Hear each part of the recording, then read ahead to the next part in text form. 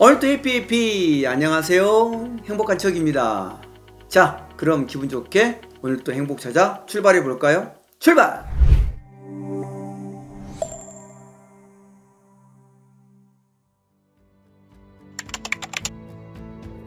오늘 테마는 바로 자존감입니다.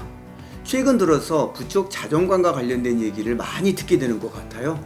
자존감이 있어야 한다, 자존감을 높여야 한다 등등. 그만큼 우리의 삶의 자존감이 중요한 요소라는 것이겠죠. 그렇다면 저 행복한 척이 그냥 넘어갈 수가 없겠죠. 그래서 오늘은 자존감이란 테마로 얘기를 해볼까 해요. 자, 그럼 시작해 볼까요? 자존감은 자아 존중감을 줄여서 쓰는 말입니다. 자존감의 정의를 다양한 측면에서 찾아볼 수 있을 것 같아요. 우선 자기 스스로 품위를 지키고 존중하는 마음, 이렇게 말씀드려볼 수 있겠네요. 말하자면 자신을 존중하고 사랑하는 마음이다, 이런 의미죠. 철학적으로는 자기 인격의 절대적 가치와 존엄을 스스로 깨달아 아는 일, 이렇게 정의를 하고 있어요. 가치, 존엄, 깨달아, 이런 단어가 들어가니까 뭔가 고급스럽다는 생각이 들지요.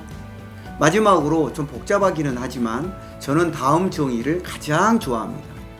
자신의 능력과 한계에 대해 어떻게 생각하는지의 전반적인 의견으로서 스스로 가치 있는 존재임을 인식하고 인생의 역경에 맞서 이겨낼 수 있다는 자신의 능력을 믿고 자신의 노력에 따라 삶에서 성취를 이겨낼 수 있다는 자기 확신. 어때요? 여러분은 어떤 정의가 가장 와닿을까요?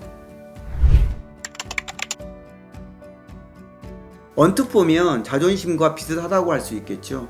하지만 자존감과 자존심은 다릅니다. 자존심은 타인이 자신을 존중하거나 받들어 주길 바라는 감정을 의미하지만, 자존감은 자기 자신을 그 자체로 존중하고 사랑하는 감정입니다. 긍정적인 이미지로 보여지는 자존감과는 달리 자존심은 나를 돌아보지 않고 타인의 인정을 바라는 것이기 때문에 약간은 이기적인 이미지로 사용되기도 합니다. 이렇게 보면 우린 자존심보다는 자존감을 가져야 되겠죠. 자존감이 높은 사람의 특징을 몇 가지로 말씀드려 볼게요. 여러분도 몇 가지나 해당되는지 생각해 보면 좋을 것 같아요. 우선 자신이 가진 가치와 원칙을 굳게 믿으며 인생에서 어떤 역경을 만나더라도 방어할 준비가 되어 있고, 어떤 상황이 생기면 경험에 비추어 생각을 수용할 수 있을 만큼 정서적으로 충분히 안정되어 있어요. 자, 두 번째 특징은 과거에 일어난 일이나 미래에 일어날 수 있는 일에 대해 지나치게 걱정하면서 시간을 낭비하지 않고 과거로부터 배우고 미래를 계획하지만 현재를 치열하게 살아가죠. 세 번째는 다른 사람들과의 재능, 명성, 재정 상태의 차이를 인정하면서 자신이 열등하거나 우월하지 않고 다른 사람과 동등한 존엄성을 갖는다고 생각합니다. 이렇게 세 가지를 말씀드렸는데, 이 세 가지에 모두 들어있는 내용은 현실을 직시하고 지금 나에게 필요한 일을 냉철하게 판단하고 실행하는 사람인 것 같습니다. 당연하죠. 자존감이 낮은 사람들은 전체의 33% 정도라고 합니다. 이분들의 특징을 몇 가지로 말씀드리자면, 우선 외모, 옷차림 등과 같은 겉모습에 지나치게 관심을 가져 외모 관리, 다이어트, 명품에 과하게 집착하는 경향이 있습니다. 물론 명품을 좋아한다고 자존감이 낮다는 의미가 아니고, 자존감이 낮은 분 중에 그런 분들이 계시다는 것이죠.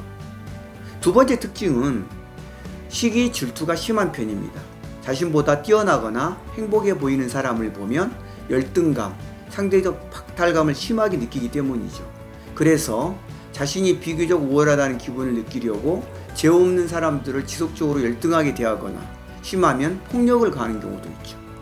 요즘 뉴스에 오르내리는 동물학대도 여기에 해당된다고 할 수 있어요.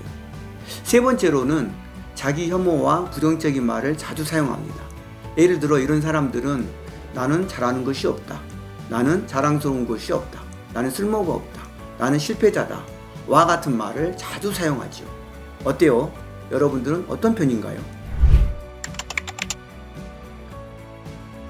우선 다른 사람의 평가에 너무 흔들리지 마세요.